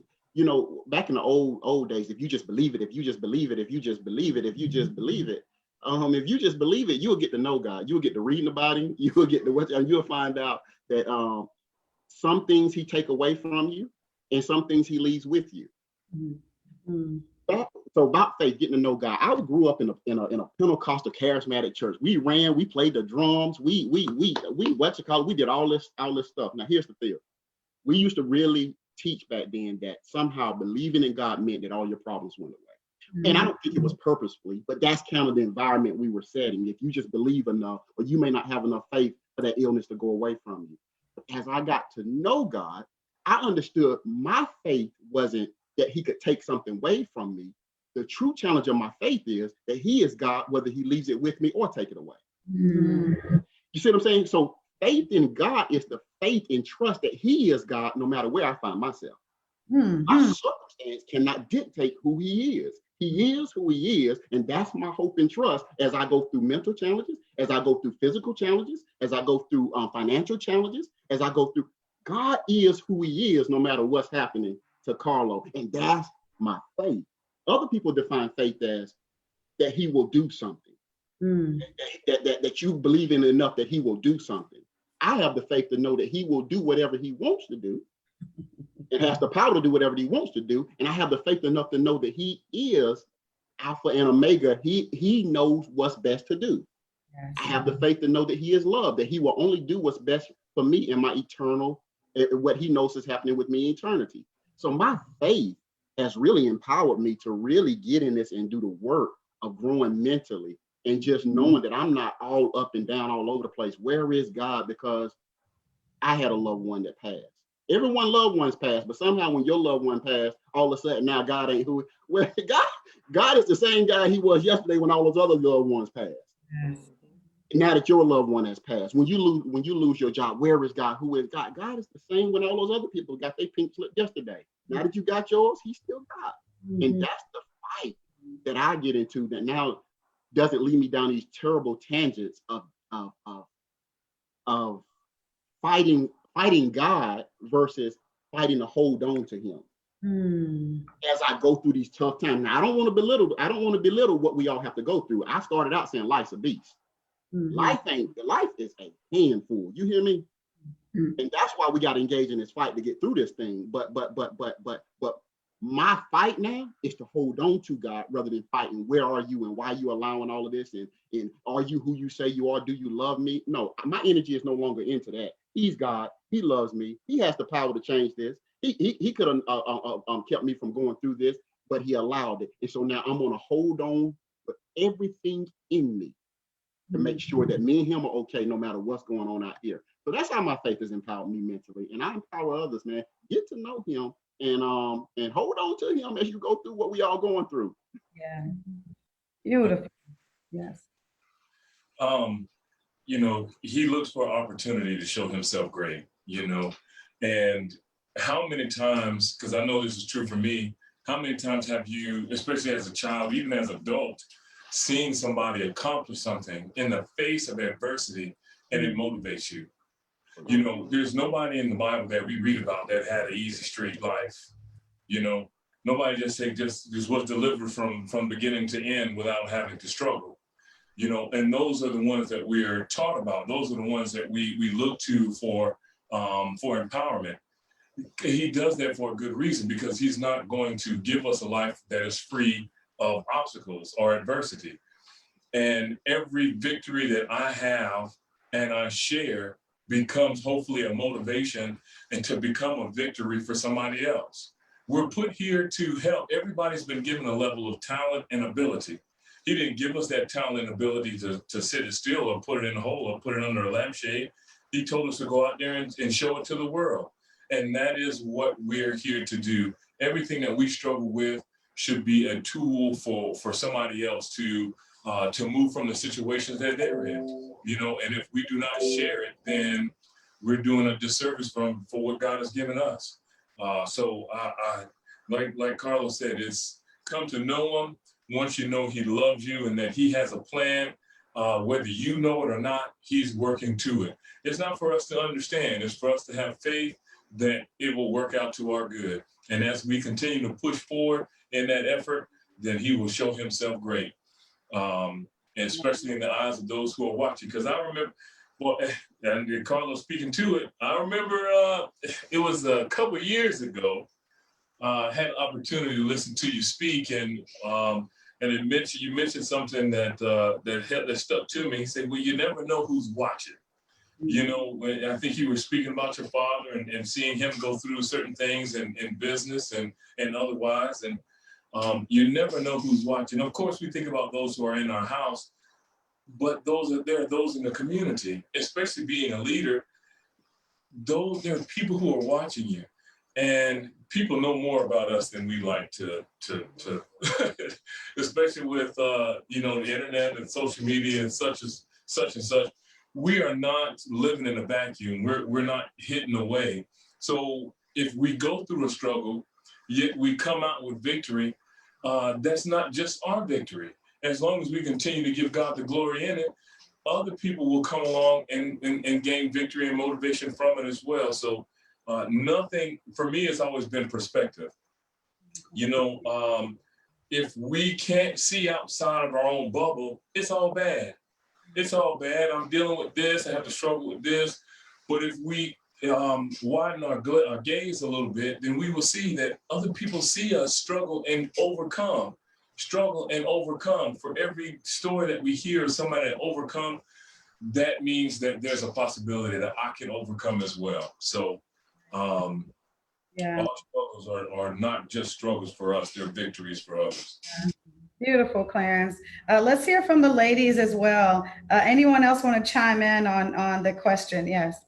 Thank you. So something that really helps me is there's a verse in the Bible that says, trust in the Lord with all your heart and lean not into your own understanding. You see, I get into trouble when I lean into my own understanding, when I think I'm super wise and I have the right way. And so for me, trusting in God with my whole heart means that I trust that he's good and that I can trust him. Right. And so sometimes, even when I don't feel like it, I just say to myself constantly, you are good and I trust you. You're good and I trust you. Because that keeps me from leaning into my own understanding. And when I've leaned into my own understanding, that's where I've made a lot of the mistakes that I still struggle and suffer with today. That's solid. Thank you for sharing that, Tracy. Cheryl, Norma Jean. Just to sum up what everyone has said, I really, with Carlo and Clarence and Tracy, it resonates with me. I think for me, the reason for sharing is first of all, one of my mottos is if I can help someone along the way, then my living isn't in vain. And sharing is caring. And you never know whose breakthrough is attached to you being able to share your testimony. Like someone's literally depending on us to be able to share and just talk about the steps that we've taken to be free. And it's dependent upon them being able to experience a breakthrough as well. So that's why I think it's so important to share. Mm-hmm. And Tiffany, I just love that just with the panel today, it's just a diverse group, men, women, people of color. Our audience is very diverse. Mental health has it doesn't cherry pick, it's across the board. So the fact that you've got a diverse group, all of us, I mean, actually everyone that's on this panel, we've worked together one way or another, or seen each other and partnered in other areas. But at the end of the day, we have the same purpose, and the purpose is to be able to educate on mental health, break the stigma, break the cycle, and to be able to share our stories. And as Lachelle just shared, is that everyone's going to take in a different nugget of what we each shared. We each have different stories. We each have different ways that mental health approached us and has attacked our lives, and how we've used our faith to overcome. A beauty of partnering with Tiffany. I mean, and not all people are going to do this with their businesses, but we prayed over Unity Health. We prayed over it. We knew what we wanted. We knew that, well, what our hope was, but we wanted it to be God's will, not ours. And we prayed over it. And look where we are, and look how much more education and sharing that we're doing to the community. It's a beautiful, beautiful thing. So I'm just blessed to be in the circle with all of you. So thank you. Thank you, Norma Jean. Yeah. Well, one thing I heard recently, did everyone get a chance to speak? One thing I heard recently was that God gives us a purpose on purpose. And I think, each of us, has something to bring to this conversation, and to bring to the people that we come across in our daily lives. So I want to ask the panel, what role can your sector play in breaking stigma related to mental illness?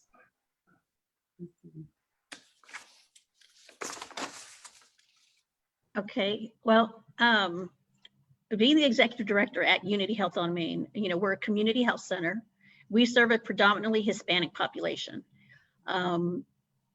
So there's a lot of things that are involved. There's culture, there's language, there's so many barriers. But I still feel we still see it in the clinic. I mean, one of the main reasons we wanted to integrate mental health with our practice is because of the challenges I was seeing with our kids.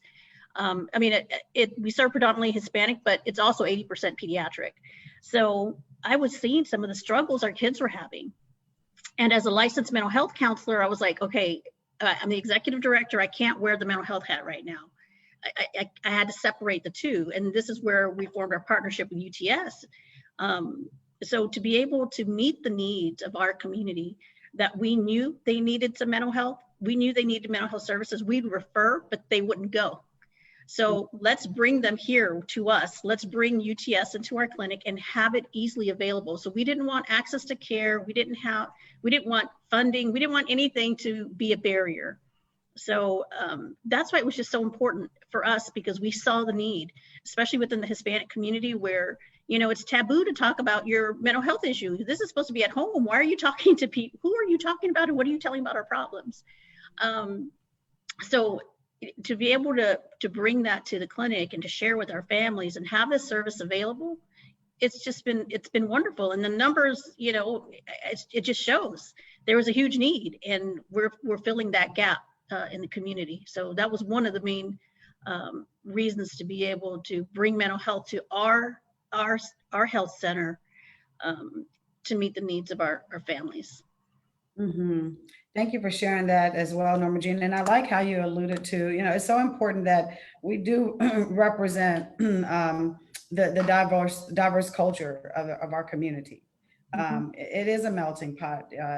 Unity Health on Main, while it primarily serves about 75% Latinx families, there's so much more in Greenville, so many more different kinds of people in Greenville. And so we have to, bring to the forefront of serving, people of color, serving Caucasians, serving Asian Pacific Islanders, so to be broad in that regard, to serve every walk of life that we can, because like you said, it has no name, color, ethnicity. So thank you for sharing that. Anyone else want to share about how your sector can help? I would share that I try to teach people that they have a responsibility to their soul to figure this out. And sometimes it's easier if I use personality assessments, to be honest. And so I'll use maybe strengths or Enneagram or whatever I'll use and talk to them about perception and reality and help them understand how they could be coming across. So I take a very soft approach, I guess that you would say in the business world. But the goal in all of that is self-awareness and self-regulation, helping them to get to the point to understand and educate and give them words and knowledge and experiences to associate that with, and then maybe refer them on to other people if they need some other self-help work in this self-awareness journey. So I've created these self-awareness posters where they'll learn what motivates me, what they do best, and they go through like 15 different things. And my goal is at the end of the 3-hour or 4-hour period is that they have a larger knowledge of their self-awareness and then can move on because they've been educated of what's next. And it's always for me is what's next. Keep going, keep clawing up the mountain. It's a journey. You don't just finish a course and arrive at perfection. It is a journey. Beautiful. Yeah. Yes, LaCheryl. I think in the educational realm, what I think of is when you think of like the stigma associated with mental health. I feel like in the educational realm, we're having an opportunity to impact scholars at such a young age, and you have an opportunity to challenge like generational thinking. And so what I found is the younger scholars and teenagers, they're okay with stepping up and saying, I'm struggling, I'm depressed, I'm having anxiety. What I found is sometimes when the scholars would say that, you have to have the parents to sign off on getting the services, and that's where it will stop sometimes. With the parents like, no, we want to keep this in the house. Or sometimes scholars would say, I'm struggling with this, but my parents said not to say anything. So I think the role that we can play is just that education and empowering scholars to step up and say, I need the help, and watch them get the help, watch the change that happens. And then they become a change agent within their family that will go, on for generations and generations. So that's awesome. I like that. Really like that, to target it right there with the young ones that you're working with, and then get to the families and the parents and guardians. Perfect. Most definitely. And that's such a great thing about Legacy as well. I've done quite a few interviews and with people from Legacy, LaCheryl and Mr. Smith, and they really become involved in the lives of the families of the scholars as well. So I think that's a great thing. So I think a lot of this needs to begin with kids that are really, really young, so that they don't grow up thinking that something is wrong with them, and that they're able to express themselves. I saw a video on social media the other day with a little girl who I think is 2, and her mom is a friend of mine, and she was crying and crying because she wanted her iPad. And I hear the mom is in the background saying, Aria, manage your emotions. And she's saying it really calmly, manage your emotions. And you see the little girl like calming down. So really, teaching kids at a young age how to, there was a word used earlier, how to not calm themselves, but self-regulate themselves. So I think that's really important, that it begins really at an early age. That's right. That's right. So that's beautiful. I like that word, change agent. That's great, because this is multi-generational, and it's gonna, if there's gonna be a change, more often than not, a lot of, again, as adults and mature adults, it's difficult to change our patterns. So if we're going to be seeking that change agent, oftentimes we do have to go, approach with the kids, the young ones, so that it breaks the cycle with them, and they too can educate and bring new habits to the home environment. So that was a great word to use, LaCheryl, change agent, especially with our youth. That is great. I want to add this in to demonstrate what LaCheryl and Norma was talking about. I told you that once I embraced it, and every parent, please embrace it. embrace the fact that we all have mental challenges. Stop thinking that it's somehow, I can go in and diagnose everyone that's listening. You have a mental challenge, okay? You do. It's just a matter about what you're doing with it. We all do. But when I embraced it, my daughter and my son both have therapists that all they have is my credit card. I don't set appointments. I don't do anything. I remember my daughter went a long time without having to talk to a therapist. And then one time during this very stressful part of her life, she called me and said, Dad, I need a therapist. You need to find me one. We found Tiffany. I knew Tiffany. I got her to Tiffany, but and then she took it from there. All right, that's what I needed. I needed that referral. And that's how Tracy talked about legacy. That's the legacy I gave to them because we engaged early. But now, as far as change agents, this is what they do. When they understand how important this mental thing is, my son has his own therapist. All I know is I see my card charge every now and then because he will set up his appointments and he need to talk it out. He need to get a strategy around this. And so now I'm pretty sure their kids, I've already diagnosed my grandkids. They gonna need therapists, okay? And it's because they need a coach to help them in this game of life that's played on the mental field. So it will perpetuate. Once you, and I really want to talk to the parents, once you embrace it and you say, forget about the stigma stuff, we're gonna go and engage in this. The kids will then, it's what we do. And then their kids is what they do. And then you will have a family that's equipped to live healthy lives. Yeah, and I just want to add in, while Carlo just noted that about giving his children the resources, when you're identifying a therapist, make sure it's a therapist who's willing to work themselves out of a job. Right. And what that means is that they're not keeping you, your family, or your child in therapy for the sakes of their pocket. Right. There's a difference. Having a therapist that says, I'm working with you to an end. I'm working with you to a resolve. I'm working with you to help bring about your own coping strategies.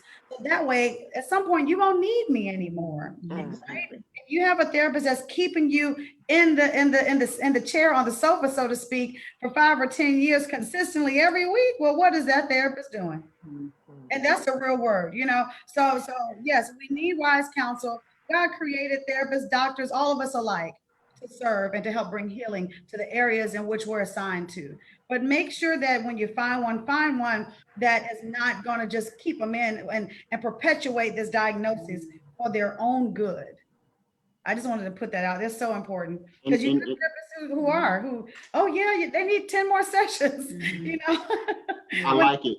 And to Tiffany's point, I think my daughter did about 3 to 4 sessions, then all of a sudden my car started getting charged. And some people think, well, I don't have any money some people think they don't have enough money to invest in this. And I'm telling you, you can't afford not to invest in this. Some people think I can't afford to invest in this. I don't have another $30, $40, $50, $60 to put into $100 to put into a session, whatever it costs. I'm telling you, you cannot afford not to make this investment in yourself and in your family. This is the basis upon which the rest of life springs. It starts with your thought, goes into your feelings, plays itself out through your actions, and then what comes back to you are the results. And I'm telling you, if we engage in this, and a lot of other stuff is going to start falling in line as you engage into this mental process. And I got to say, I know Clarence has a point he wants to share. It's an inside out work. Often we want to address the outside and then work in. No, I mean, think about it. Even whenever I was a little girl, we would go shopping for clothes. My mom would always say, get your underwear first, right? Because that's the innermost garment that you wear. Make sure you always have clean underwear. You always, right? So think about your inner self. You want to be situated on the inside before you dress up the outside. People can get all the fancy makeup and lashes and weaves and nails and all this stuff, but be in chaos internally. So if you can invest $200 for a lace front, and I'm speaking to my brown sisters out there, if you can invest this money to get your nails done every week, speaking to our sisters, everybody, every week, then you can save some of that for your internal self, right? So there's no need to dress up the outside if the inside is in chaos. It's serious. Yeah. Clarence, you had a point you wanted to share? It's not about the lace front, but I'll let y'all know that one. But speaking of, a lot of the times, I know Carlo mentioned it, how sometimes the mental can affect the physical. That's a two-way street, so many times we're comorbid, or we have more than one issue. We may be struggling with internal issues, but it's compounded because I have some either self-confidence issues because of the way I look, or I have issues because my diabetes or some physical issues that cause a level of pain. Pain over a period of time causes you to stress out. So there's things that we can do mentally to continue to address those things, but I also want to emphasize on what sector I work on, which is the physical, and it does have an inverse relationship as well. The more we can bring that attention not only to our breathing, but the status of our body. Am I tight in certain areas? Because everybody who has stress or anxiety, it exposes itself in a certain place in your body. Okay. A lot of times it's physical. I see a lot of people who can't let those shoulders down. By the end of the day, especially if you're stressed, you're like, oh no, what is wrong with my neck? And there's things that we can do. You got it, Norma Jean. There's things that we can do to, the mind affects the body, but there's things we can do for the body to affect the mind. It doesn't always have to be the crazy things. It doesn't necessarily have to be getting out there and running and doing push-ups and things like that. A lot of time it's just getting in touch with your body. Simple stretches, walking. And you can realize, okay, this is going outside and seeing the environment and breathing the fresh air. Those things affect you physically, but it ultimately has an impact on your mental health. So while we work on the mind to affect the body, which also can work on the body to affect the mind, because we're a whole person. If we don't think of ourselves as, somebody described it as a house of columns. If you can have if you have all the columns but one working, that house is eventually going to tumble because it's not standing on a stable base. So we need to get all of the things that hold up this house, our mental, our physical, our spiritual, all of these things, we have to make sure that we're standing on a strong footing, or else one of those things can tumble that whole house. And then one thing will affect everything else. So, while I would love people to be able to get to a place where they're excited and feel good about the direction they're going physically, at first, let's just get in touch with it. Let's work on our breathing. Let's work on being in places that help us be in tune with our body, and that will definitely impact your mind. Thank you so much. You guys are fabulous. Can I say it again? You guys are fabulous, fantabulous, fantastic, Fabulous. all of that. Okay. So, want to cover just a few things that we can do ongoing to fight stigma. We talked about it, but we're going to just sum it up. And so we're going to see these things in the comments. We have and we just want to thank you behind the scenes, Xavier Sapp, who's working behind the scenes. So just thank you so much, Sapp. But talk about it. That's what we're doing now. Talking openly about mental health. We got to do it in the workplace, at home, with your families, with your friends. Talk about it. People talk about getting, facelifts and all this cosmetic stuff, and there's nothing wrong with that, right? And we talk about it. We talk about getting a pacemaker. We talk about getting endoscopies and colonoscopies. We talk about all of this stuff, but let's talk about when we meet mental health care concerns, talk about it. That's number one. Education. We've been hearing that word throughout this whole session, educating ourselves and others. Educating ourselves about what are the signs look like for you. It may be different for someone else. So when we educate, now we are more equipped to deal with the thing. We understand it, to be conscious of the words that we say. Oh my gosh. Oh my gosh. Tracy hit that strong when she spoke about shaming. And so being conscious of the language, growing up in Myrtle Beach, we hear people now, oh, he's fool. Oh, girl, you're so crazy. And then they say it in joke, but no, don't call me something that I'm not.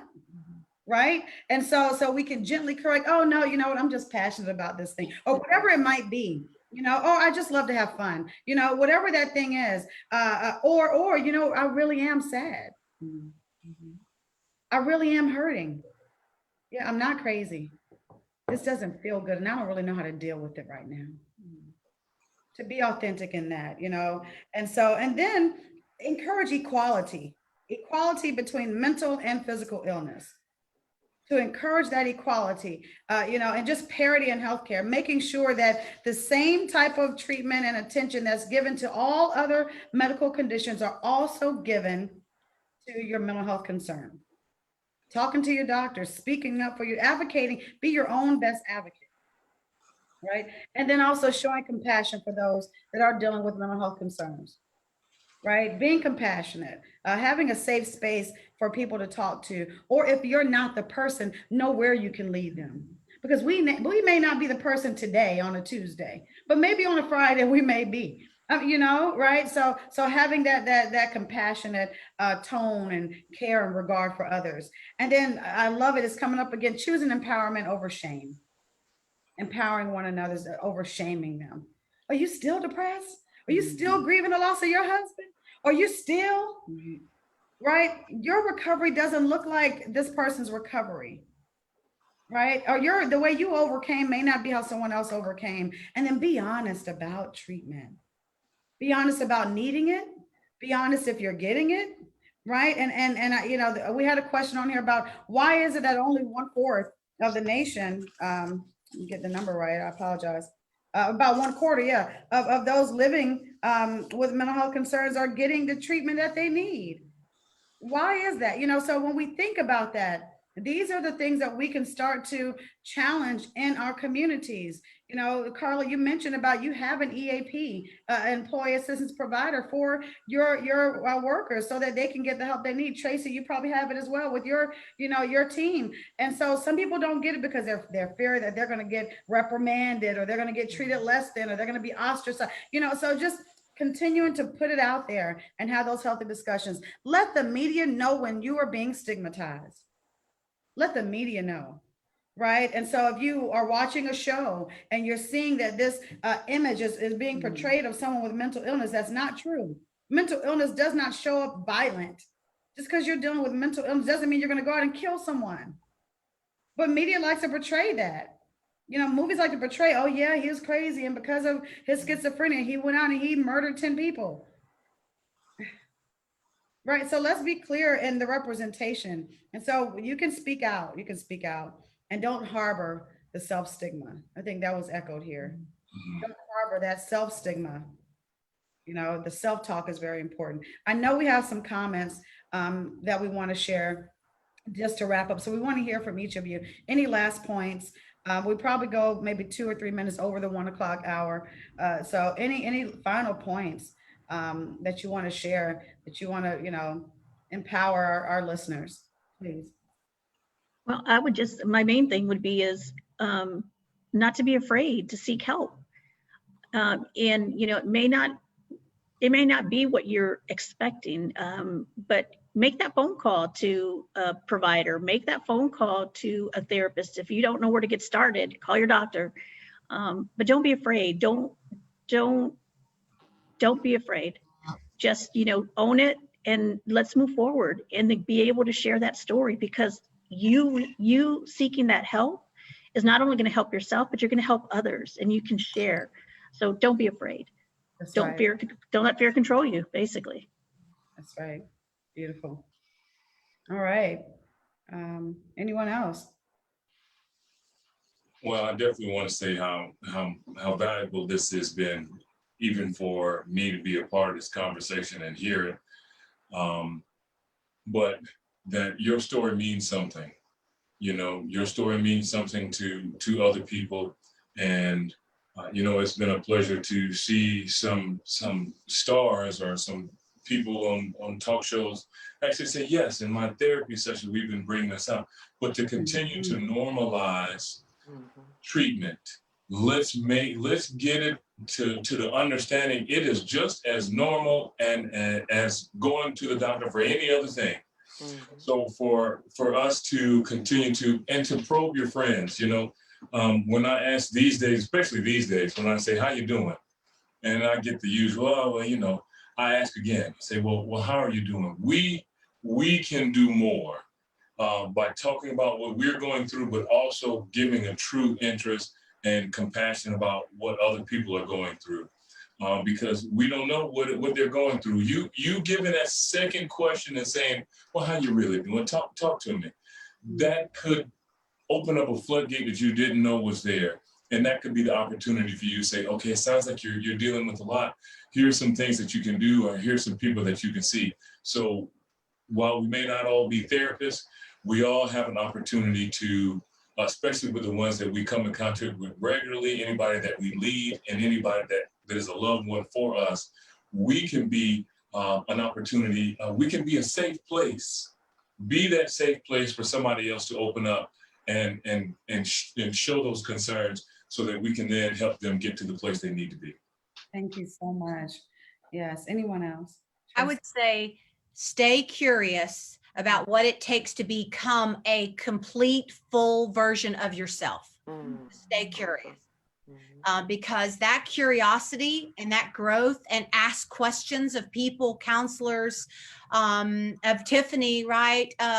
Of Norma Jean, stay curious to say, how can I continue to grow? I love it. Yes. All right. LaCheryl, Carlo, any final comment? No, just to add to what everyone else has said, it's just, again, I use the analogy of, if I don't feel well, if I have symptoms of not feeling well, I'm going to get some help. I'm going to go to the doctor. And the same thing with any mental challenges. If you don't feel well and you can't process it, like, catch things in the early stages. Intervention is key in the early stages. So. Right. That's right. Yeah. Yeah. I mean, because it starts with a mental health concern. Right. And then when untreated, it can then become an illness. Right. Right. Yes. Yes. Yes. I just encourage people to just get engaged in everyone's individual mental health. And it doesn't have to be mental ill. It doesn't have to be clinical. That's the big thing. It doesn't have to reach to a place to where you got to be in some doctor's office. And this is a everyday, as me and Rhonda talked about, our mental health starts, or our attention to our mental health starts with waking up, meditating, and just thinking on things that are good and lovely and pure and of a good report, and going into the day about that and facing what we have to face. It's that simple of just doing mental health. And then so that's why I say every one of us have mental challenges. It's just a matter about if every one of us engaging in the mental fight.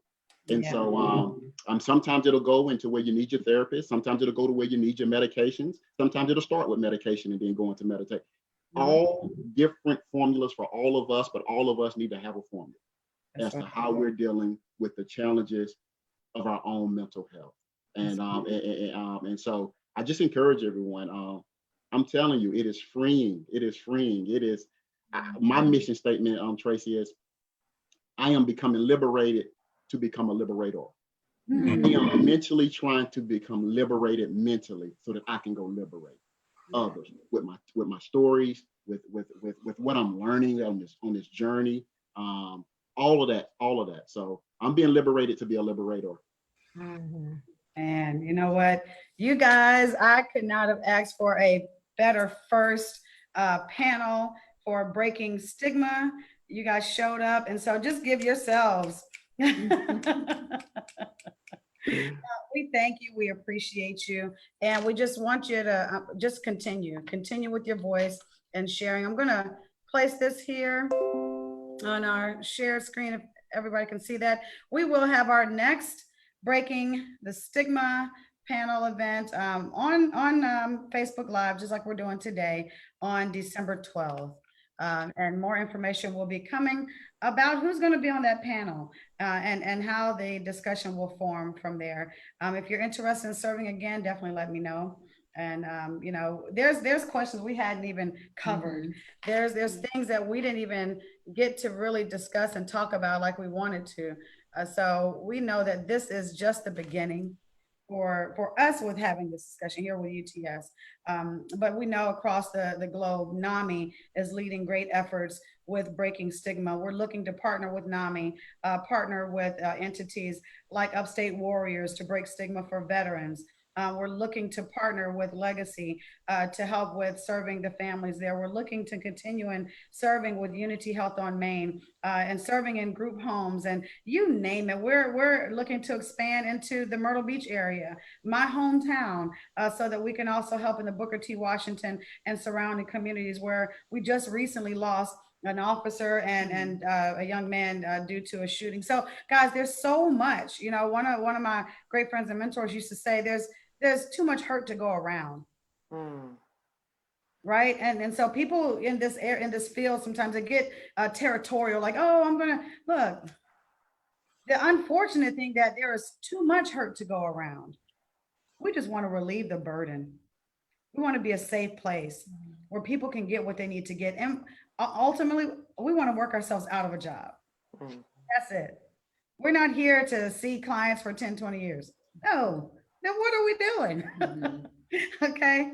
So guys, we thank you so much for your time. We appreciate you. Thank you, Facebook friends and family, for tuning in. Look out for our very next episode on December 12th. Blessings.